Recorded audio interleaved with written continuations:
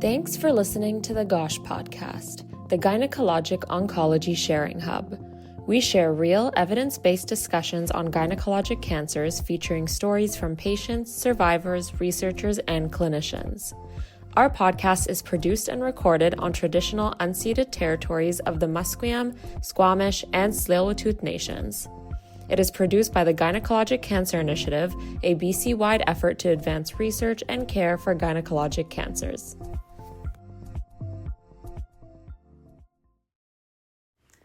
Hello, everyone. My name is Carly. You may remember me from the last GOSH episode, and I will be your host for this episode of the GOSH podcast.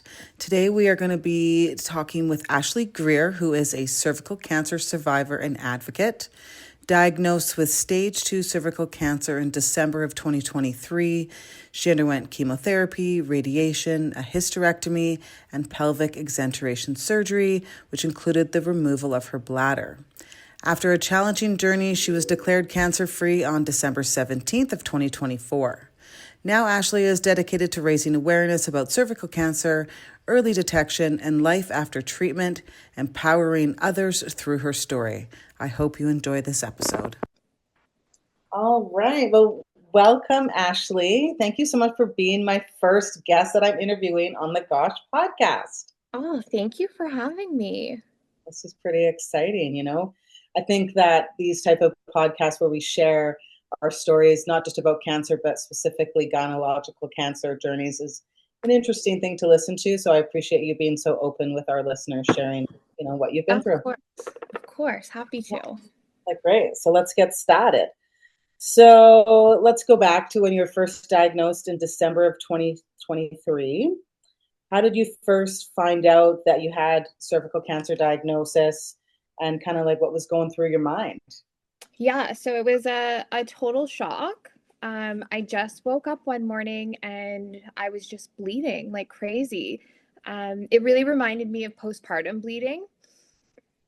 And it was in the middle of my cycle and I just knew it wasn't right. So I went to our local Emerge where I ended up being diagnosed, and it was very fast. I had ultrasound, CT scan, diagnosis all within just a couple hours. So it took a couple days for it to really hit me. And I just remember being scared, really, really scared at the beginning. Of course, it's like being told you're sick with any sort of illness, let alone cancer. And let alone, cervical cancer is a very scary thing to undergo. And how old were you at the time of your diagnosis? I was 34 when I was diagnosed. Yeah, and you had 2 small children? 2 little boys, 6 and 7. Yeah, so you're probably thinking about them at the same time as yourself as to, oh my gosh, how is this going to affect my children as well? Of course, yeah. My mom passed away from cancer, and my youngest sibling was 9 at the time, and I just know the impact that it had on her, and I was terrified to have that for my boys. Right. And your mom had the same type of cancer? My mom had lung cancer. Lung cancer, yeah. So here you are as a supporter of 2 previous people who passed in your family, and now you're being told you have cancer, so your mind automatically goes to, well, if they didn't make it, am I going to make 100%, 100%. And my mom was young. My mom passed away when she was 47. So to be 34, I felt like I was just right behind her. Right. So it was a whole other element of fear worked in there. Absolutely. I'm sorry you had to go through all that. It's not a good time. So let's talk maybe a little bit about symptoms. You just kind of said that you woke up one day, you had bleeding. So are you basically saying you didn't really have many typical symptoms that you would hear that other people have had with their experiences? Or at the time, I thought I had no symptoms. Okay. So in my early journey, I would say I had no symptoms. It was out of nowhere. Looking back, though, now I realize I did have symptoms. I just wasn't aware of them. Mm-hmm. After having children, I thought I had a weak pelvic floor and was having issues holding my bladder. Turns out it wasn't my bladder that was leaking. It was coming from the tumor. Right. But I didn't know any better. And bleeding after sex, I just was told previously by doctors that I just have an irritable cervix, that it's no big deal, nothing to worry about. Turns out that those were two pretty major symptoms of Yeah, cervical cancer, and I just kind of brushed them off and just thought they were other regular normal day things. right. So when they diagnosed your cervical cancer, did you get like a PET scan and then they saw a mass and then they did a biopsy, or how did they actually? Because the cervix is an interesting, not interesting, maybe that's not the right word, but a hard area to diagnose a cancer in, and it's actually a Yes. rising cancer in women, unfortunately, that they're not able to beat. So how did they actually figure out that you had cervical cancer? So when I was in the emerge, the doctor did a manual exam and she could see, like, actually see something on my cervix. Okay. That was, she saw a mass of some sort, went for ultrasound, confirmed that there was a mass, a vascular mass. That's the word I was looking for, a Okay. vascular mass. And then I was sent off to CT, which Right. confirmed that there was a mass on my cervix. From there, I was referred to the gynae oncology where they did some biopsies just to determine the type and the Yeah. staging. Yeah. Okay. Well, I mean, I'm not a survivor of cervical cancer. As you know, I'm a vulvar cancer survivor. But the one thing I'm learning about women's cancers is like pain is your friend because it alerts you that something's wrong Yes, or bleeding, right? And a lot of these cancers don't have these alerts. So as much as it's, not great that you had to go through this, I'm glad that your body alerted you to be able to get seen and completely. still be here with us, right? Absolutely. Completely. So let's maybe talk a little bit about like misconceptions, because I think anyone who's not had cancer or before they've been diagnosed with cancer kind of thinks cancer is of one way, right? And it Yeah. looks one way. So maybe what were some of the misconceptions that you had? I guess let's go specific to your cancer, cervical cancer, before you were diagnosed. Um, so that's a hard one for me because I just didn't know anything about any types of gynae Yeah, cancers at all. So it was, I just didn't know what to expect. So I yeah. just assumed when they said chemo and radiation, I just expected to lose my hair, to be sick, Hmm. for everything to just be completely awful. But Yeah, I also thought that after chemo radiation, everything would just be done, right. which for me was not the case. That's exactly it. And I think that's, I guess, the misconception here. And for a lot of cancers, is we don't know about a lot of these cancers because they're not the most commonly diagnosed. So they're not the most commonly spoke about cancers either. Right. And so Yes. you were in that category and you were like, what? Like, let's tell me some more. I don't really understand. Right. Yeah, So, completely. and then you being here today, bringing awareness to that for the next person who's in your shoes is a really powerful thing. So Yes, again, I thanks. hope so. Yes, I'm Yeah, trying. yeah. So when you just brought up the topics of chemo, radiation, yeah, you just kind of thought that would take care of the tumor Completely. and go on. And I was of the same mind. So with me, my tumor didn't fully shrink. So was that the case with you? Like your tumor was still there, which Yes. means that you need the surgery. Yeah, so I had a relatively large tumor. Super grateful and super blessed that it did not spread outside my cervix, which is uncommon for the size that I had. But it shrank probably to about half the size, but still quite large. So that led me into a hysterectomy right away. Right. And you underwent the pelvic exenteration surgery. I did. So after my hysterectomy, we were told everything was good, everything looked great, could not have gone better. Recovery was amazing, super easy. And then 2 weeks later, I got a phone call that my margins were positive. And Oh, so I was sorry, I misunderstood. So you had your hysterectomy before the pelvic yeah, exenteration surgery. yeah, Okay, not at the same time. yeah. So I ended up having the second surgery about 2 months later. In that period, though, I developed a fistula, so a hole in my bladder, which meant my bladder was coming out. They couldn't Mhm. save it.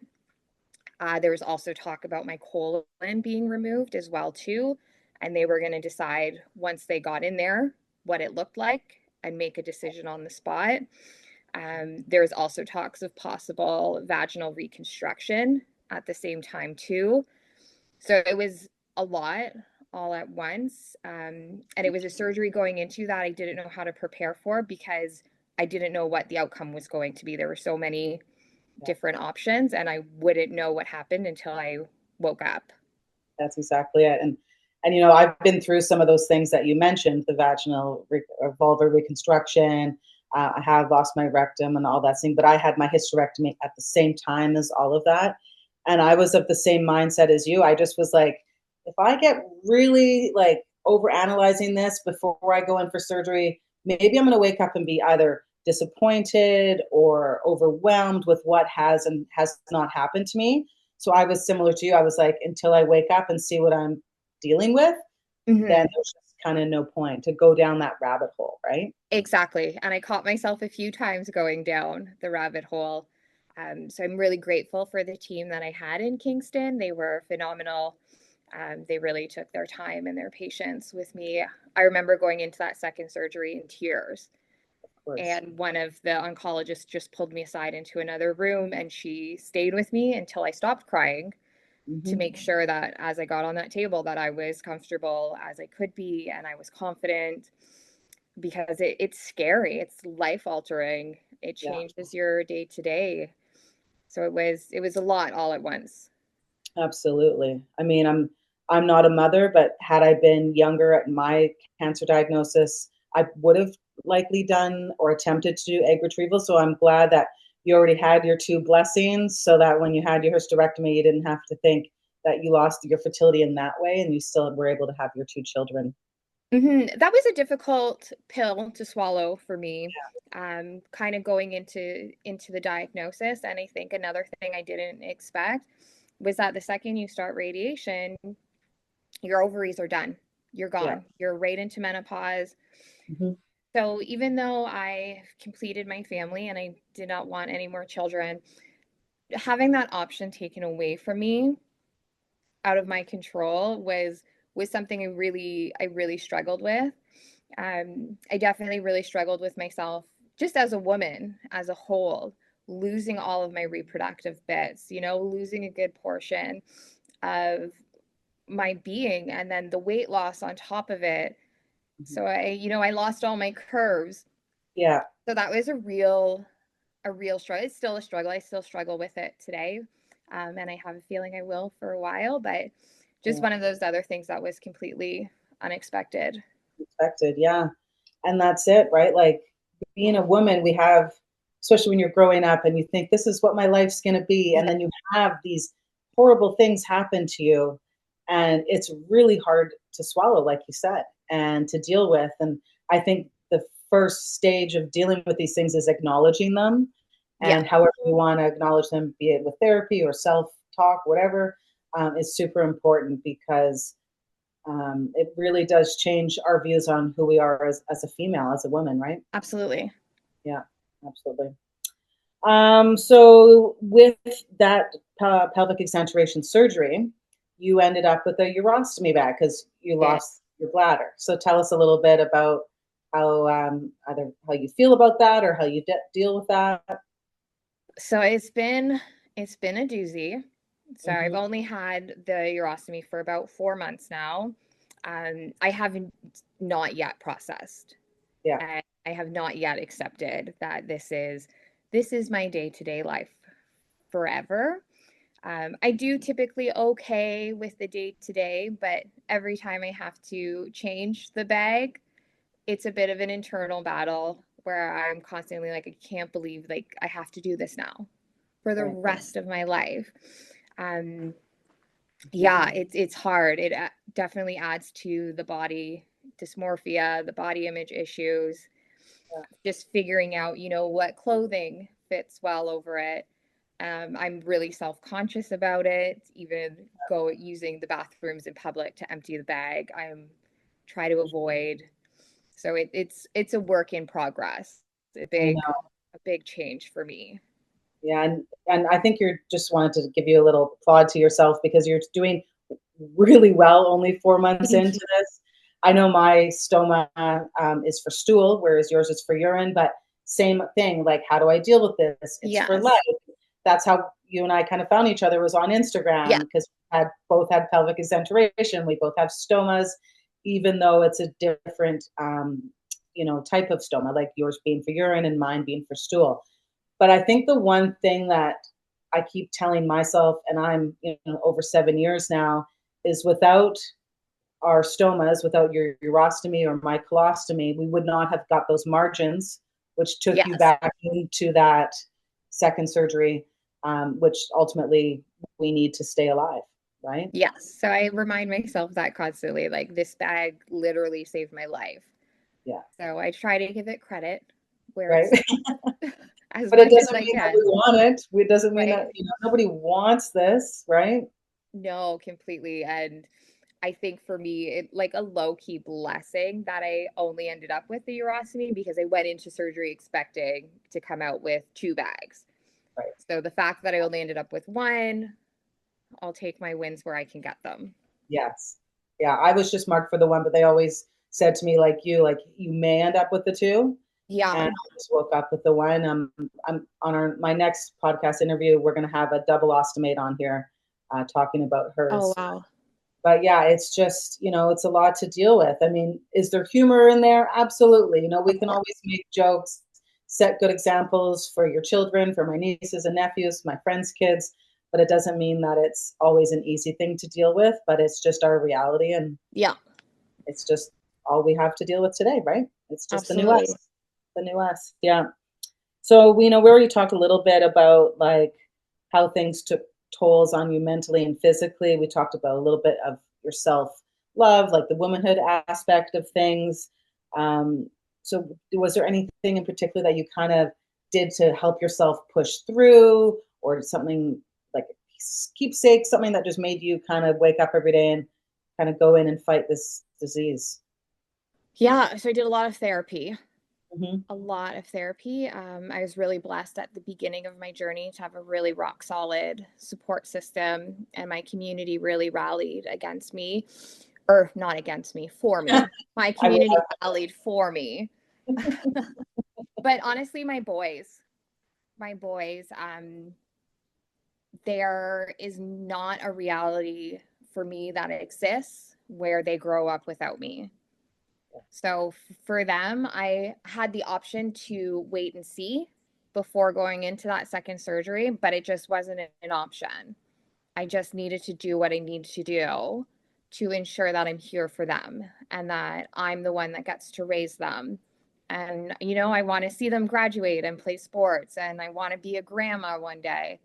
So for them, it's just, they yeah, were the ones that kept me going.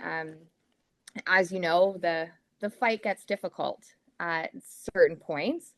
yeah, And I think that had I not had them, it would have been a completely different story. for sure. Yeah. Yeah, that's so touching, and I'm glad they were your force, to keep you. And I'm sure it was also hard on them to see mommy sick, and even though Completely. you did your best, and your tribe, I'm sure, helped with them as much as they could. But I think parenthood with illness is a whole other topic that It's a anybody, whole other ballgame. Yeah. um, not an easy thing to go through. But I just remember with my nieces and nephews, they were quite young at the time, and I was asked, like, do you want the kids to come see you in hospital? And I was like, no, no, no, they can't see me like this, right? I was so worried about their mental health more than my own. Yes. And so jump forward, like years later, they're all pretty much grown. And I've had conversations with them, and they're like, we would have been fine. Like we knew what was going on to a certain extent. So I Yep. think I didn't realize as a non-parent how resilient children are too. Like Wildly. so wise, and like they can just handle more than we think they can handle, you know? Completely. Completely. And we definitely raise our boys with as much transparency and Yeah, honesty as we can. So we told them about the diagnosis, yeah, and what that means and the different medications. And, they have questions, and we answer the questions the best we can. The biggest struggle is that at their age, all they know about cancer is Terry Fox. So their immediate reaction to it was, one, are you going to lose your leg? And two, are you going to die? right. So we had Yeah, like some pretty heavy conversations. with them. But like you said, they're so smart and they're so resilient, and they just took everything as it came. Yeah. And creating that level of honesty with them and making sure we have open communication, I think made all the difference with them. Yeah. And I just want to give a shout out to the Terry Fox Foundation, because here they are, even though you're different type of cancer, your kids knew a little bit more about cancer just because of the Terry Fox run and all the work that's come out from there. So that made your conversation, go in a different way, of course. But isn't that amazing that at the 2024, 2025, the conversations around cancer are a little bit more transparent than they were, at least back when I was a young child in school. Completely. Yeah. And it was really nice for them because we do have the Terry Fox runs at school and we have the events. And it gave my children an outlet to say, yeah, I'm running for my mom.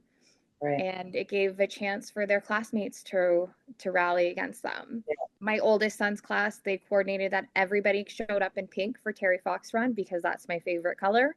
Mm-hmm. So for Wyatt, it was amazing for him. He was able to see his class fully support him and the community, and to know that why they were doing this and how it directly impacts them. Totally. Wow. That's amazing. I think there should be a new campaign for the Terry Fox Foundation. Really That's cool. pretty amazing. Really fun. Oh gosh. So now that we've been through some of the heartfelt stuff, why don't we go into a little bit more easier to talk about things about how you're doing now that you've been declared cancer-free. I mean, the words cancer-free, we use them quite loosely. Nobody is really ever cancer-free until you kind of get to that 5+ year mark. No evidence of disease is used quite often, but in general, you're living free of cancer. But you're not free of cancer, but you're free of disease. So tell us a bit about that. Yeah. So this is the part of the conversation that I think is the hardest for me. Survivorship has been a challenge. Mm-hmm. And we laugh in my family and we say that beating cancer was actually the easy part. Now that I've moved into this land of survivorship, I feel at a pause. I didn't celebrate my cancer-free news. I got the phone call that all my margins were good. Your body's good. Now it's time to start living. And the first few months, it was hard. Like, how do you keep living after this? And I really struggle with my body image and the fear that I'm going to get a phone call that says, oh, just kidding, it's back, and what that brings. So my mental health has suffered a lot. I'm just kind of feeling like the isolation of the cancer process and hearing so often, you've beat cancer, this is great, congratulations, now it's time to move on. Now you can put that behind you. Mm-hmm. But it's right at the forefront. Yeah. It's really changed who I am as a person. My values, I think, have changed. I've really seen different priorities in my life and trying to align those now with the life I live and the social network I have. So the internal struggle has been a lot, but also dealing with outside people is an interesting one, and leaving my house has been uncomfortable in many cases. I get a lot of comments on my body because I did drop weight very quickly after my second surgery, and I'm just working on rebuilding. So I have received a lot of comments on my body size. People are uncomfortable around me at times. They don't know what to say, but it's really obvious that they're uncomfortable. So I don't want to be in a position where I'm making other people uncomfortable. So it just seems like a lot all at once. And isn't that interesting that people, doesn't matter if you're of any age, any gender, anywhere in this world, that people still feel the need to talk about someone else's body, right? Physical, medical appliance, weight loss, weight gain, whatever. And I kind of remember that I was on the other side of the spectrum. I didn't get as thin as other cancer patients did. And I would get the other side being, well, you don't look sick. Meanwhile, I was stage 3 cancer, could hardly stand up. So Yes. you kind of created this bubble that keeps you safe because you Yeah. feel like more you're in your own element than if you were to leave, right? Yeah. Oh, completely. Completely. My house is my safe space, and I'm blessed to work from home. Mhm. So it took me a couple months before I was really ready to leave the Yeah, house. And yeah, just the entitlement of some yeah. people and the audacity to think that it's okay to Mhm. comment on bodies. And it's changed the way I dress. Like I love leggings, but I won't wear leggings anymore because it shows really clearly how small I am. So I Yeah, purposely wear baggy stuff to try to hide it a bit. So I'm really trying to develop the sense that I just need to worry about me, and this is just part 2 of the fight, mhm, and the journey is still going, and yeah, it's going to continue for a while. yeah, And I just need to be happy with myself and celebrate my own wins and my own successes, and not yeah. be so obsessed with what other people are saying. Yeah, and again, like, I think you're doing really well for where you're at right Thank now. you. I just wanna continue applauding you for that because it took Thanks. me years to get to where I feel like you're at right now. Because 'cause we're all just so different, and I think you bring up some really great points, like, I've said this numerous times online, is like, just because I'm cancer-free doesn't mean I'm free of cancer, right? Yes. Especially those of us who live with medical devices as a result or Yes. physical body changes, you know? Yeah. Um It's a daily reminder. the daily reminder. Some people can have a surgery, maybe they can avoid chemo, radiation, whatever, and kind of look the same. Well, for us, that's not what's happened. And Right. so we literally wake up every day and see what has happened. But I also really like where you just said, like, it's given you different perspective now. It's kind of changed who you are. And I relate to that as well. Like, I feel like we're so similar in a lot of our Yes. experiences here. I do feel like I'm a better person now. I never want to go Completely. back through those struggles, right? No. So you were just talking about, that that relationships are different now and all that. But I think when it comes to the comments of people saying about, the way you look or all that kind of stuff, maybe try to like deliver the message with a little kindness, like kill them with kindness, right? Yes. Yes. Or you know what? It's okay to also say like, why do you think you can judge or say anything? Like one time I parked in the disability parking spot at Walmart and I just had my surgery a few months ago. I was just starting to drive again. I still had, like scars and staples and all that kind of stuff. And this woman goes, "You can't park there," because I looked like normal to her, Yes. right? And Yes. I said, "Do you want me to lift my dress up and show you what's going on underneath?" And she Yeah. didn't expect that, right? So I just think people need to remember, like, not everything is visible. And even if it is visible with weight loss or with a medical appliance, it doesn't give you the right to say anything. Yes. Yes. You The know? physical appearance is one that really, really shocked me because I snuck through chemo and radiation basically untouched. I Yeah, was very fortunate. I did really well with it. My biggest symptom was being tired and yeah, maybe bits of nausea here and there. But I struggled with the idea of being out and people constantly questioning me, "Oh, how come you're not at this event? How come you're not here? Why are you not at hockey?" yeah, And being like, "Because I have cancer. That's yeah, why. I'm tired." So I was really trapped in this idea that people forget that I'm sick because I don't look sick. yeah. Well, then I lost all that weight and then I did look sick. Mhm. I dropped down to 100 pounds. You could see it. I did not look well. Yeah, And I thought at that point, looking sick, it would trigger people to be like, "Oh my gosh, like, how do we help her? How do we do something?" And it actually made people step away even further, which mm, I had a feeling was going to happen, but I just thought it wouldn't happen to me. So that was a real interesting to see how people treated me based on yeah, what I looked like. for sure. Do you think that your core group of friends and family have stayed the same, or have you seen a decline or increase? Sometimes you see an increase in tribe members. There has been a very large shift. Yeah, Definitely at the beginning of my journey when everything was happening, I would tell you I had the best, amazing extended support network. I had so many people But as the dust settles, everybody kind of trickles back into their normal day-to-days. So I would say my core group has definitely gotten a lot smaller, a lot smaller. Really shocked by the shift that was created. And, totally understand that people are busy and work and kids and commitments. 100% get it. But really, really surprised Yeah. by the way things shifted with relationships. Yeah. And that can also lead into another branch of discussion into like support groups or, finding others in similar situations, be it online or in person within your own city. And so it's almost like you find new tribe members because you've changed. And obviously, Yes, you're saying like some of your relationships have changed. And I had a few that changed as well. And I don't fault them. Like everybody has completely. different things they can and cannot deal with. But I really found a lot of power in finding a sense of community, and that first started with me online.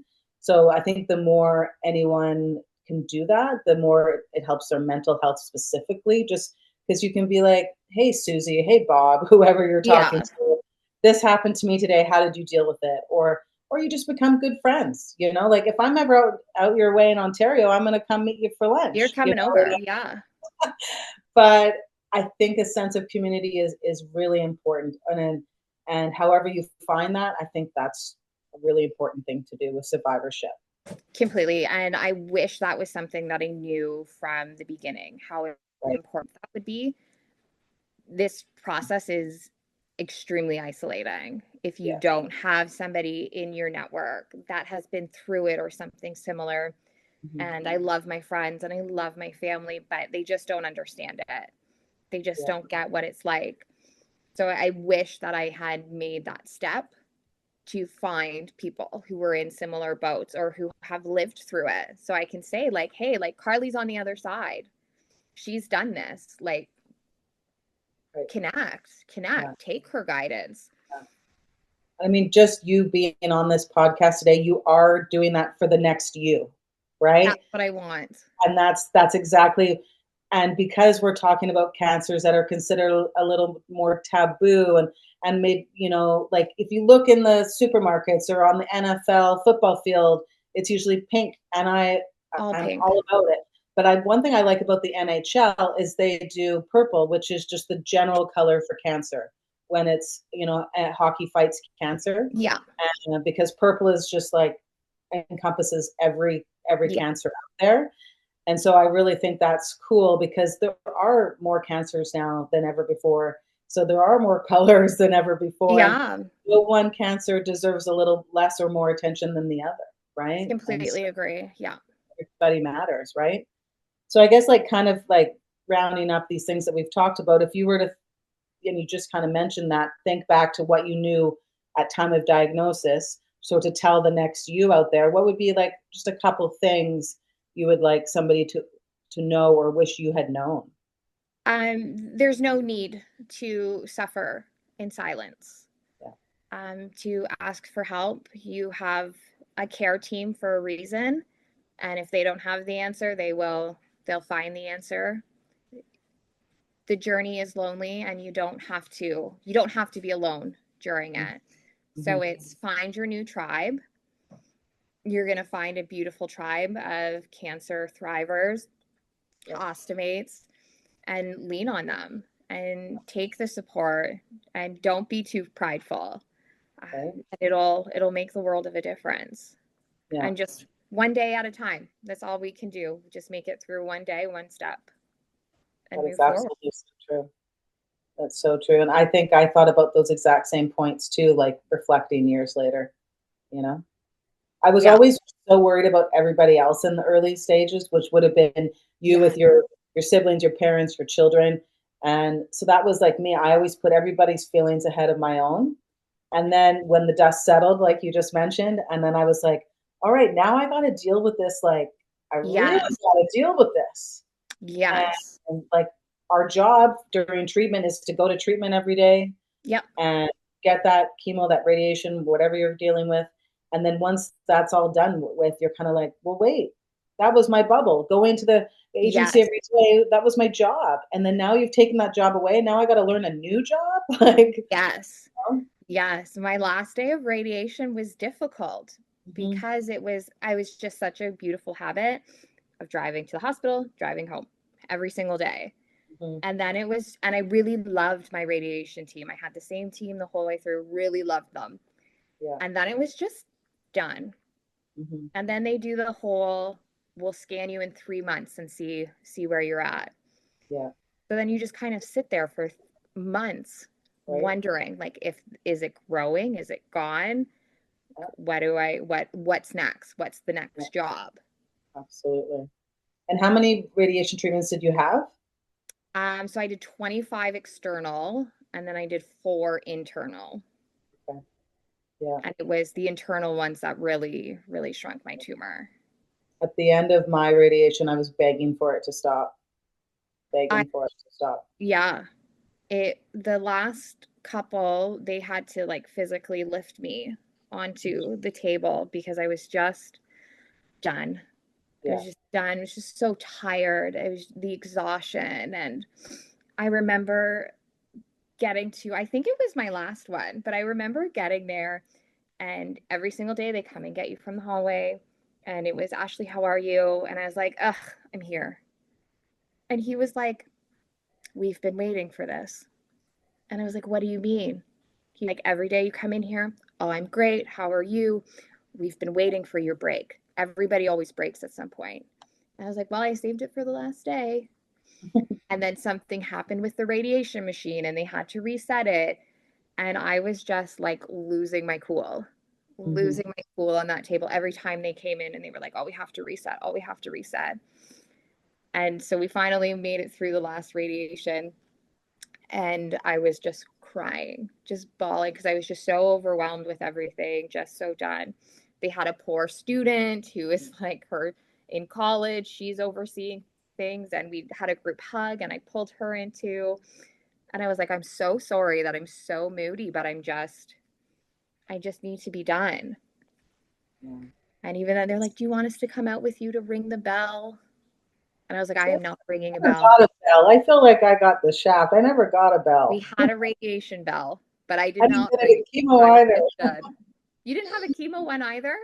No. We had a chemo one, and Yeah. I tried to get out of ringing it because I finished chemo and I was so nauseous. Yeah. And the poor nurse, she was just so sweet. She's like, but you have to ring the bell. She's like, you don't Mhm. have to, but you do. And I was like, okay, I'll ring the bell. And the nurse is standing there with like a barf bag just in Right. case. Oh. It And was a how many hot, chemo? pardon? How many chemo did you have? Uh, 7. Yeah. 7. We're so similar in our treatment plans. It's crazy. Yeah. Yeah. So I had mine once a week and I had radiation every day. Yes, me too. Yeah, yeah. And I didn't lose my hair either, but it got really like straw, kind of like Yes. brittle type hair. Yeah. Yes, mine really thinned out a lot, Yeah. but I didn't lose it. So I'm thankful because that was the last piece of womanhood I was holding on to was my hair. Yeah.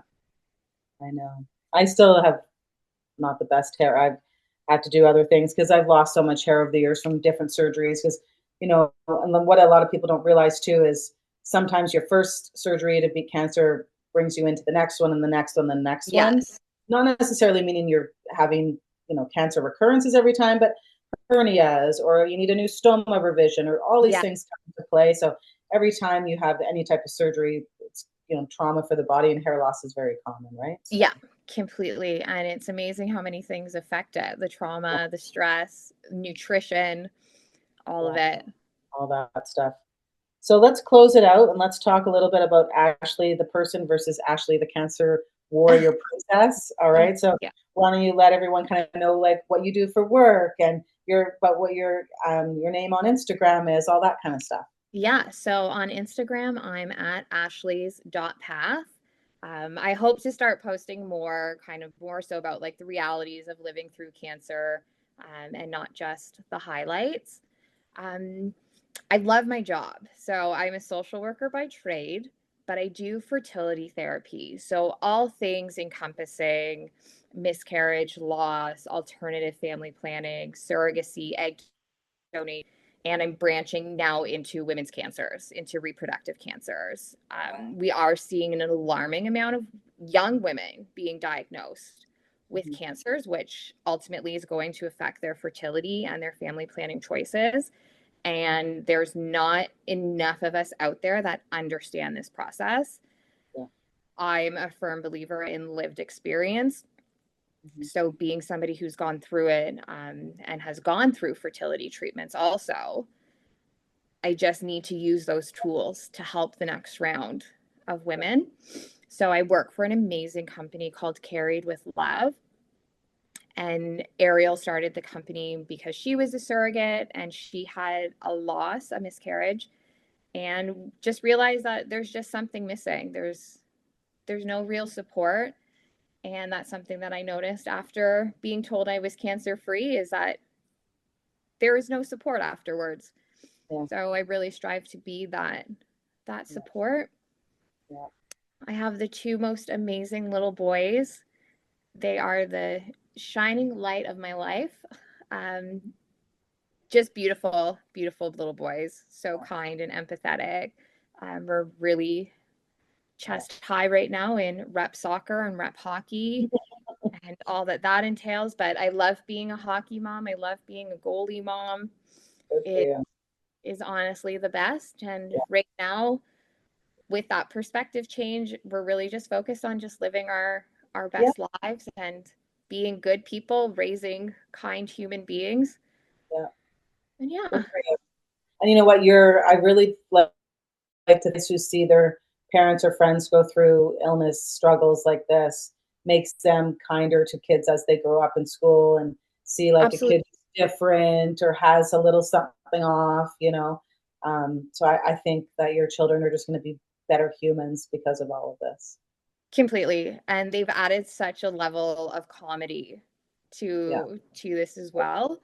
I had one of my girlfriends called me up shortly after my diagnosis, and she's like, I just need to ask you a question. She's like, what type of cancer do you have? And I said, cervical. And she's like, okay. She's like, I did know that. Her son had asked my son how I was doing. And he said, her legs are really great. She can still run and jump. She's not going to lose them. So, because of Terry Fox. Because of Terry Fox. So yeah, just the level of humor they've been able to add, and they're just funny kids. Amazing. Well, thank you so much. I look forward to seeing, whatever you're going to go forward with sharing, be it on Instagram or if you do another podcast with us in the future, maybe in a year's time, we can do a follow-up. But I think that you're doing really great, and don't be so hard on yourself. You're doing awesome. Thank you. I wish you, hopefully continued health success in the future. Thank you so much for having me. This was really fun. Thanks for coming. Thanks for joining us on the Gosh podcast. To learn more about the Gynecologic Cancer Initiative and our podcast, make sure to check out our website at gynecancerinitiative.ca.